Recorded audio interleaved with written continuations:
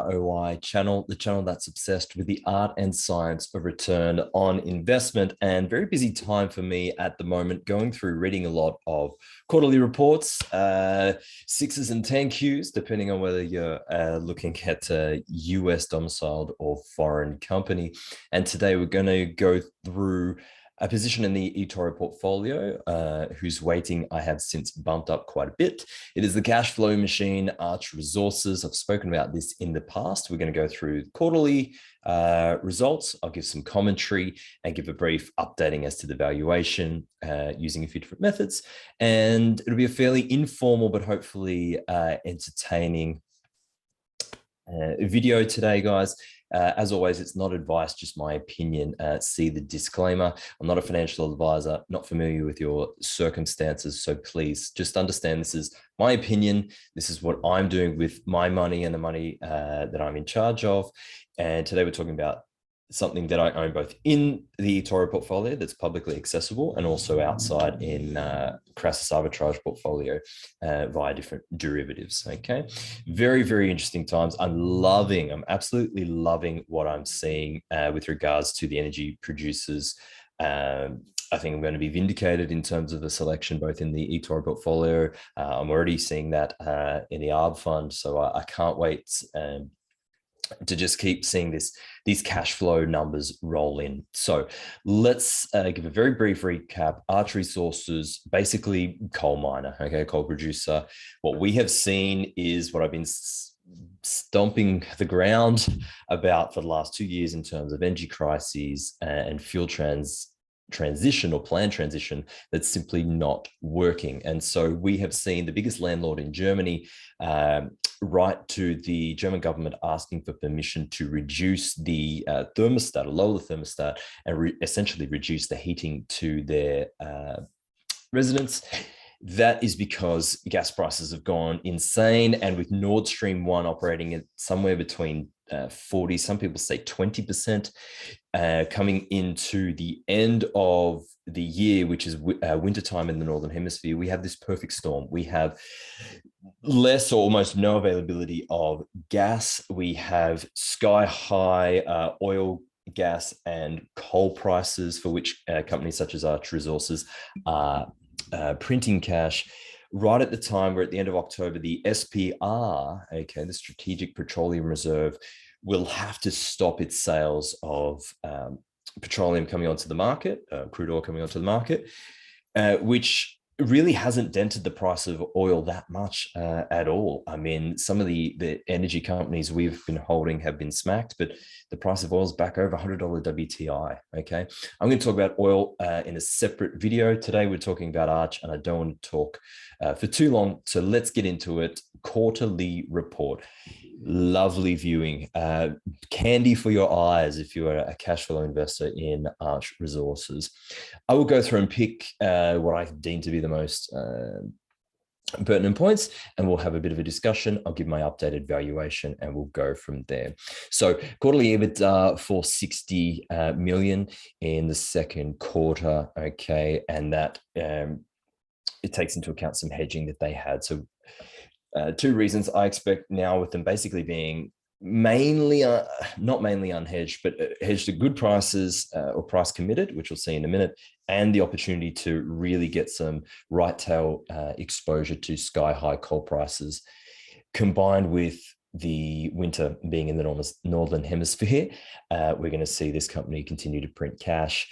This compares to 66 of adjusted EBITDA last year. So they have put on an increase of EBITDA in the course of 1 year to the tune of hundreds of millions of US dollars. At the same time, the US dollar has strengthened against other fiat currencies. Okay, really, really cool stuff.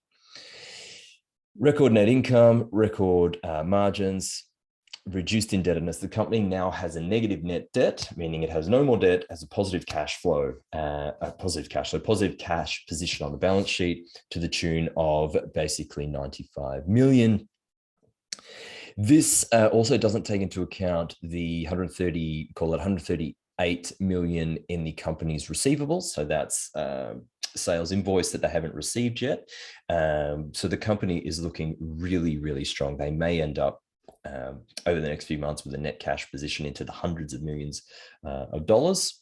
So they have plenty. They have a fortress balance sheet. Okay. Here we've got CEO talking about coke and coal, particularly, which is where the company wants to focus. That's where the big money is. That's where their margins are. So they will be retiring down some of their thermal coal, or reducing their thermal coal exposure. And in a minute, when you see my valuation, I have given them 0 credit for thermal coal as of 2023. So next year, I'm not giving them any credit. And you'll still see how the numbers stack up. It really is quite insane.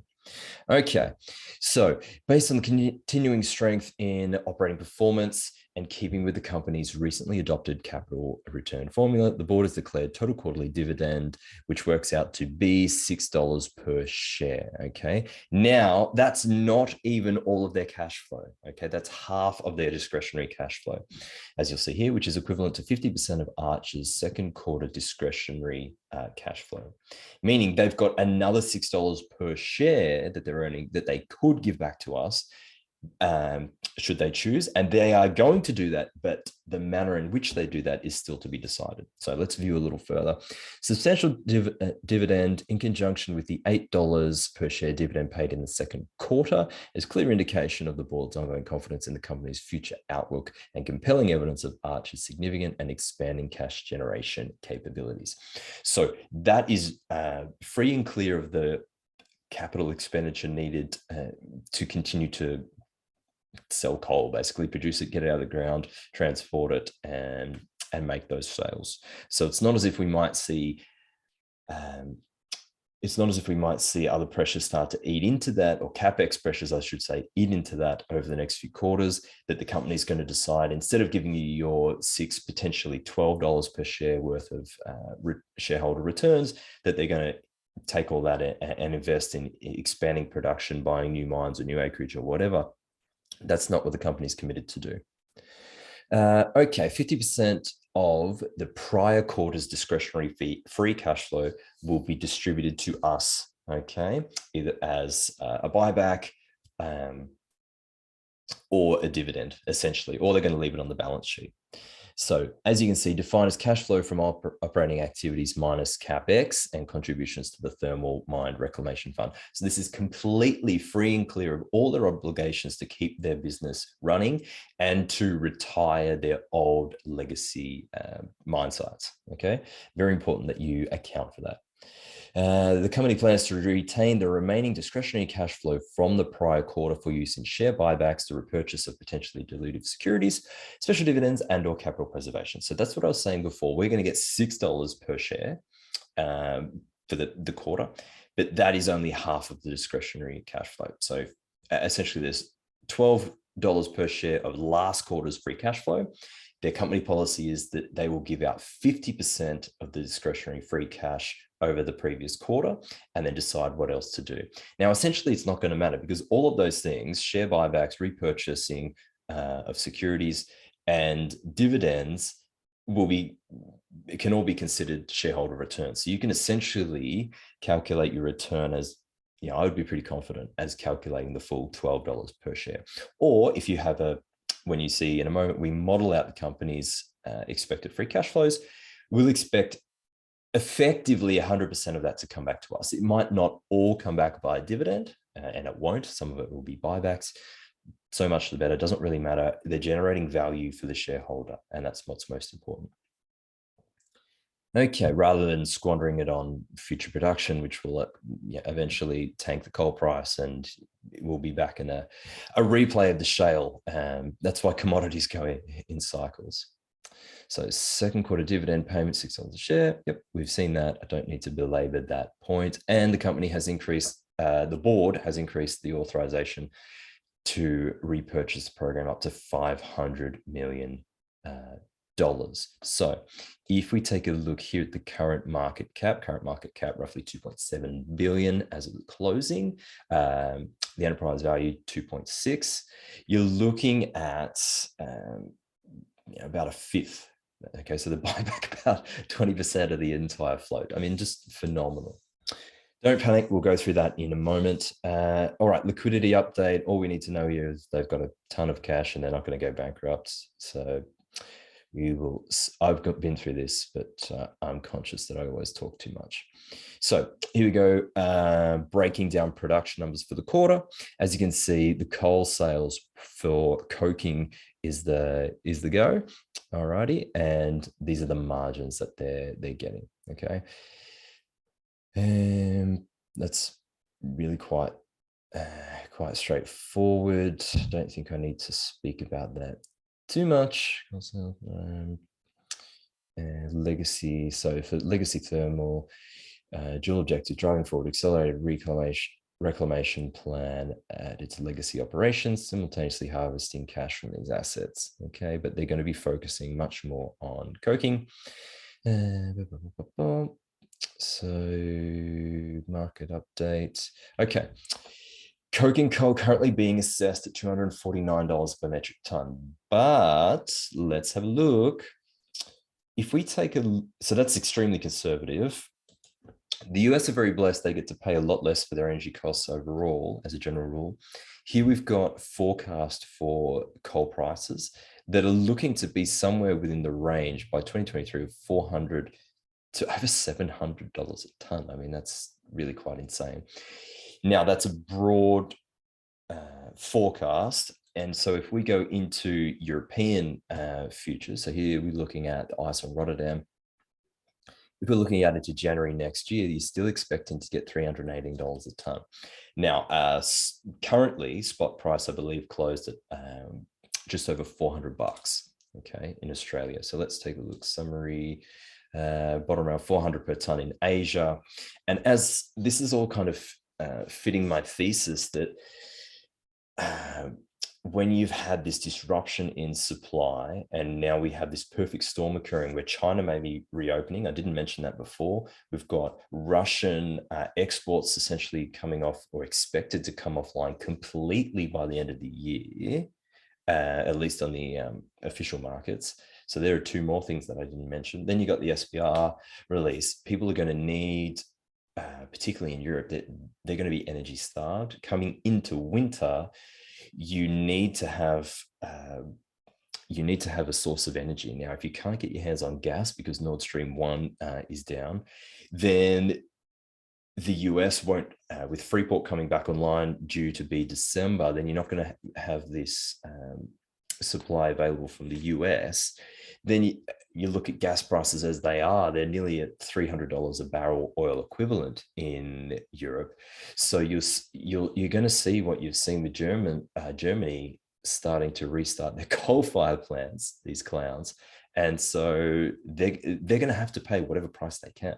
They're accepting any type of coal they can now, okay, whether it's high-grade sulfur, low-grade sulfur, beggars can't be choosers. And so I would expect 250 a ton is very conservative. Let's take a look. Strong levels. You guys can read this. You don't really need me to rehash it all. And so here we have expected production guidance, okay, and expected margins. So they've already committed to certain pricing, okay.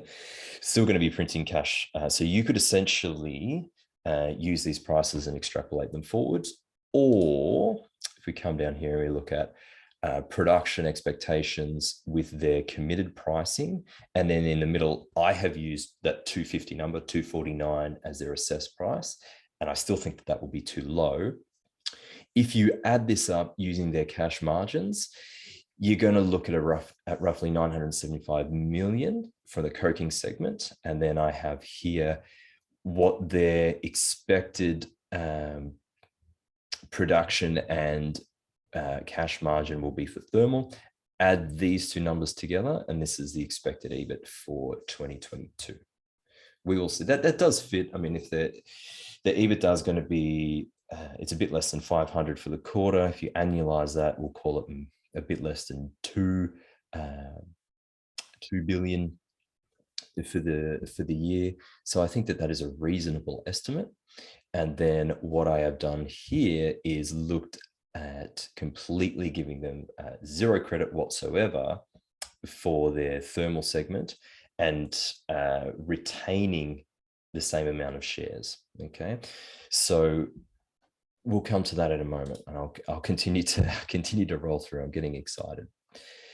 I really like the way they set out their reporting too. It's not complicated. It's very straightforward and easy to follow. So here we have the cost breakdowns. You guys can read that, and that's where the adjusted EBITDA is. That will fit pretty closely to what we came up with. So net income 4 by 4 is 16. Okay, so 1.6 billion. Remembering we've got some exposure to the upside, considering that coal prices are going to, if you follow the futures curve, they're expected to rise. And so I think that we could hit potentially, that 1.7, 1.8 billion in EBIT is highly likely. If we look at earnings per share, fully diluted, I think you could take the basic earnings per share, because remember, they've still got $6 a share that they can buy back their own stock. To call it $25 earnings per share, and you're paying $129. I mean, just let that sink in for a moment, because this is quarterly earnings. Okay, so you're basically paying 1.2 times the earnings, which is crazy, absolutely crazy. Now, here is where things get really interesting. You've got $8 for the quarter. Okay, if you annualize that, and yes, I know that's rough, but we've got such a margin of safety here that it's quite safe to do that. $32 per share per year dividend, let's say. So in 4 years at current price, you're going to have your entire investment recouped by dividends alone, okay, without expecting any share price appreciation and without giving them any credit for buying back of shares, because remember, that's only half the discretionary free cash flow available to the company. So what if you did this? What if you said, okay, well, what if I just use the dividends alone as a valuation? And remembering from my last video, I expect this to be like the tobacco trade. We're not going to expect multiple expansion, but if they continue to print cash, dish out dividends, and buy back their own stock, does it really matter anyway? We can just continue to reinvest our dividends. So if you just took that very crudely and said $32 a share, and yes, I know that will fluctuate depending on their earnings, which will depend on coal prices, but you're paying 1 times the cash flow for this thing. So I don't think that's particularly unreasonable, especially when you're giving them zero credit for growth. You're saying they're not going to grow at all. Whereas in my opinion, over the next decade, I think that energy prices are going to be higher rather than lower, and you give yourself a high hurdle rate of 20% year on year. That's suggesting that from the dividends alone, you can afford to pay up to $160 a share for Arch and get that return from those basic dividends, with zero credit for share buybacks, with zero credit for the cash already on the balance sheet, which is roughly $4 per share, and that's it. Okay, basically. All right, before I go through the rest of the valuation, I'll just see if there's anything particularly interesting that I forgot to mention. Here are the cash equivalents, and so here's your net debt. In brackets means they got a negative net debt, so they've got 95 million in cash, free and clear on the balance sheet, and they've got no debts. Okay, here are their production guidance. You can read that. I'm sure you don't need me to go through that. You can extrapolate that out, but I would use their whole year guidance, because remember, they're looking to transition away or transition towards coking coal as opposed to thermal. And that's that. So let's go to the part you've all been waiting for, which is the valuation. Okay. Discount rate is the weighted average cost of capital. Okay. Here, our entry price, I've just bumped it up in terms of the holdings to eToro. Our entry price will be around about 145. Should I choose to continue buying more, it will be lower. Okay. So where we are in terms of expected returns, we're expected to get an IRR of close to 50%, okay, which is insane for a publicly traded company with a long production life ahead of it. I've given it 0% perpetual growth and a 1 times EV to EBITDA. Current price as of close, shares outstanding, that's fully diluted, not giving them any credit, as I mentioned, for their potential buybacks. which they could buy back in a year, roughly 20% of the float, and maintain the dividend. So we're using this year's production. Okay, if you were to come in and buy it at this stage, here's what it looks like. So remembering you're only going in at a partial year, so you don't get access to the whole free cash, but your shareholder distribution, if they were to distribute 100% on a per share basis, would be that. If they were to distribute 50% and just keep the rest in the bank account, so not buying back any of the shares, your distribution would look like this per share. And then that's been extrapolated out over the rest of the years. So I've given them a drop down in their EBIT based on this number, as I mentioned before, and essentially held their production flat. So if production and margins remain roughly stable for the next 3 or so years, that's what that might look like. Okay. So if we come down here, here's our shareholder distribution, and on a per share basis. Okay, so next year, for the full year, they're expected to give you back in one form or another $45.50. Okay, remembering they've already got $4.50 cash in the bank, so let's call that $50 a share. So in 1 year, you're getting $50 a share in value back, some of it in dividend, some of it in buyback, some of it just in cash on the balance sheet. And the company trades for $129. Okay, it's really not going to take you a long time to get a recuperation on that investment.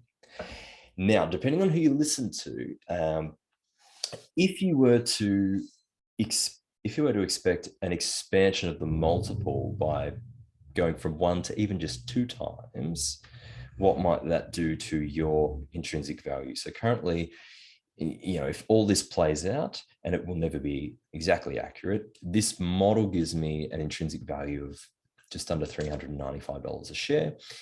We've bought it at an average price of $145 a share, and today it's trading at $129. So if the market's willing to pay 2 times those cash flows, you can start to see the intrinsic value will increase exponentially as that multiple increases. Okay. Now, I don't expect, I've given them no credit for that because I'm happy with the return from free cash alone. I don't expect that this company will trade at 6 or 8 times the multiple, but I would be surprised moving forwards if we have a really tough environment for different hedge funds that they wouldn't start to bid up the price of this type of asset. That's just me personally. Okay. So there we are. I have not much else to say other than I'm really enjoying the reading. I'll be back out with a separate video with regards to oil and some of those companies in which I'm really interested tomorrow or the next day. But the long and the short of it is I'm moving up Arch to about 7.5% of AUM. It might even get to 9 or 10%, depending on how things go over the next few days when I weigh up different opportunity costs. It's hard to go wrong at 1 times EBIT. Coal prices may go lower, but it's not likely in my opinion. But demand isn't going away. And I do believe that it's the tobacco trade of this decade where you have these companies that are going out of fashion. Coal will eventually be out of use, but it's not going to be in the next 3 years. And that's when we're going to get a hell of a lot of free cash returned to us. So as investors, that's all we're interested in.